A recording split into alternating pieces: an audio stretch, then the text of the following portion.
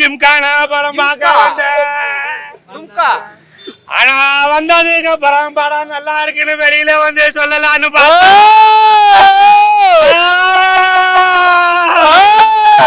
அத கேக்குறதுக்கு நாதி இல்லையே.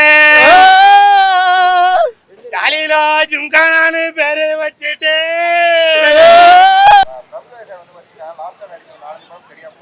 ஆமா இல்ல அவரு கொஞ்சம் நல்லா பண்ணிருக்காரு. அவரு 4-5 படம் ஓகேவா தான் இருந்தது. இவர்ல கொஞ்சம் நல்லா ஆக்ட் பண்ணிருக்காரு. பாவம் அவருக்கு டைலாக்ஸ் எதுவும் கிடையாது. ஆனா நல்லா அந்த நம்மளுக்கு ஒரு நல்ல காமெடியா சிரிப்பா வந்துட்டு இருந்தது. நல்லா பண்ணிருக்காரு. டைரக்ட் நல்லா வேலை வாங்கியிருக்காங்க. கொஞ்சம் நல்லா இருந்தது. இல்ல அந்த அதுக்கும் சம்பந்தமே கிடையாது. ஒரே ஒரு சீன் மட்டும் வச்சிருக்கு. ஏன்னா டெட் பாடி வச்சு எடுத்திருக்கனால அந்த மகளிர் மன்றம் சீன் மாதிரி இருக்கு. ஆனா படம் பூரா வேற மாதிரி டிராவல் ஆகுது.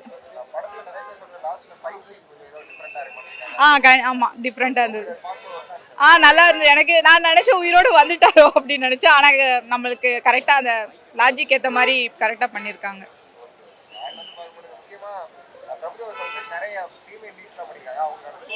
நல்லா அவங்களுக்கு எல்லாருக்கும் நல்லா கொடுத்துருக்காங்க.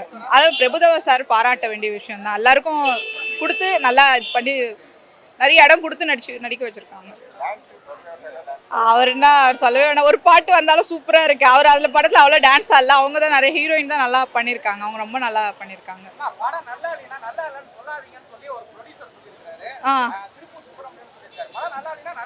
ஆமாங்க அது நல்லா.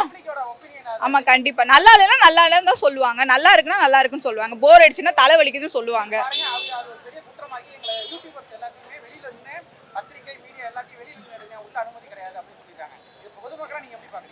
இல்ல அது வந்து எப்படி எனக்கு தெரியல. நல்லா இல்லைன்னு நல்லா இல்லைன்னு சொல்லலாம். ஆனா வந்து நம்ம நல்லா இல்ல வந்து ஓவராவே படம் மேல சொல்லக்கூடாதுல. அதுல ஒரு படம் நல்லா இல்லைன்னு வச்சிங்களா, அதுல நல்ல விஷயங்கள் நம்ம எடுத்து சொல்லணும். அவங்க சொல்றதும் ஏன் சொல்றது அவங்க சைடும் வந்து நம்ம பார்க்கணும்ல. ஒரு படத்தை சும்மா போட்டு ஓவரா அப்படி போட்டு அடியடி அடிக்க கூடாது. மீடியா தப்பு சொல்லக்கூடாது. நம்ம அது அவங்கள சொல்றது ரொம்ப ரொம்ப தப்பு. அப்படிலாம் சொல்லக்கூடாது. அதுவும் தப்பு. ஆக்சுவலா ஒரு படம் நல்லா இருக்கு நல்லா இல்லைன்னு சொல்லலாம். அது ஒன்றும் தப்பு கிடையாது. ஆனா அதுக்குன்னு ரொம்பவே ஓவராவே அந்த படத்தை பத்தி குறை சொல்லக்கூடாது. ஏன்னா அதுல இருக்கு நான் ஒரு நல்ல விஷயம் எல்லாம் பார்க்கலாம். ஆமா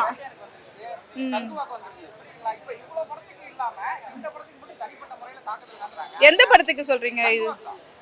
ஆமா அது எனக்கும் தெரியல. எனக்கு ஏன் தெரியல அப்படி. படம் உண்மையிலே போய் ஒரு 2.5 மணி நேரம் என்ஜாய் பண்ணி நல்லா ஜாலியாக சிரிச்சுட்டு வரலாம். அந்த அளவுக்கு சூப்பராக இருந்தது.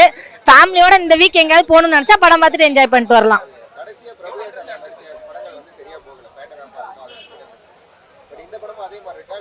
இல்லை இது கொஞ்சம் நிறைய டிஃப்ரெண்ட். ஏன்னா நிறைய ஃபன்னாக இருக்க மாதிரி இருந்தது.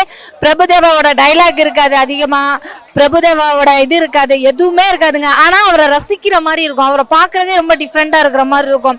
நம்ம மகளிர் மட்டும் படம் அப்படின்னு சொல்லுவோம். அதோட கான்செப்ட் தான் இதில். ஆனால் வந்துட்டு இது டோட்டலாக இப்போ உள்ள ஜென்ரேஷனுக்கு எப்படிலாம் இருக்கும், எந்த மாதிரிலாம் மாற்றுவாங்க, எந்த மாதிரி இருக்கும் அப்படிங்கிறத ரொம்ப அழகாகவே காமிச்சிருந்தாங்க. நிறைய கேரக்டர்ஸ் உள்ளே இருக்காங்க. ஒவ்வொருத்தவங்களோட ஆக்டிங்குமே சூப்பராக இருந்துச்சு. என்ஜாய் பண்ணலாம். நம்ம ரொம்ப நாள் ஆச்சுல என்டர்டைன்மெண்ட் படம் பார்த்து ரொம்ப நாள் ஆகுது. ஸோ இந்த படம் வந்து ஒரு என்டர்டைன்மெண்ட்டாக சூப்பராக இருக்கும்.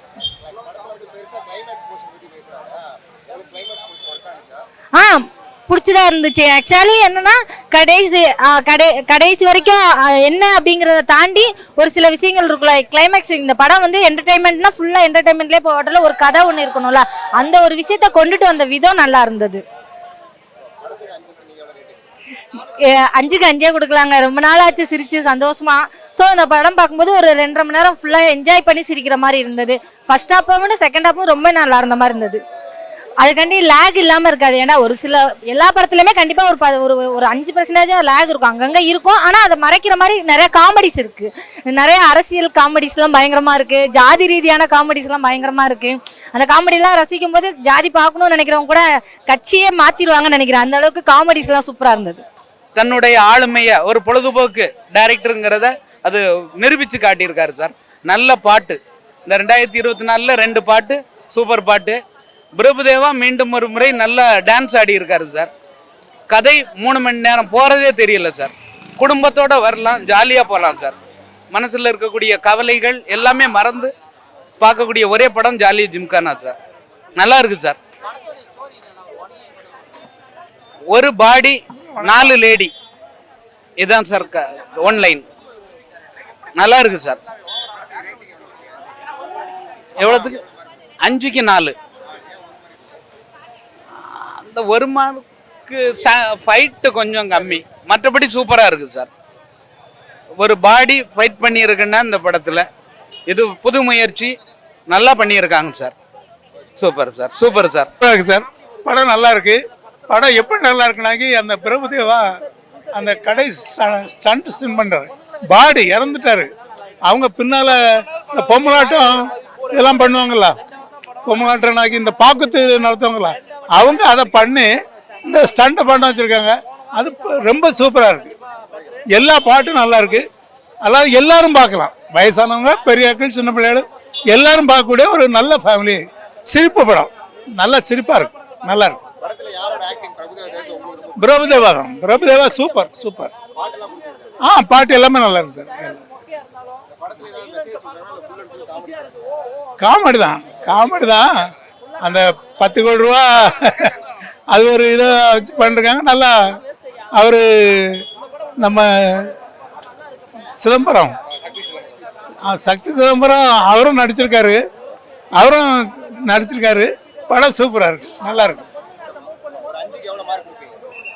5க்கு 4.25 கொடுக்கலாம். சூப்பர் சார், நல்லா இருக்கு, நல்லா இருக்கு.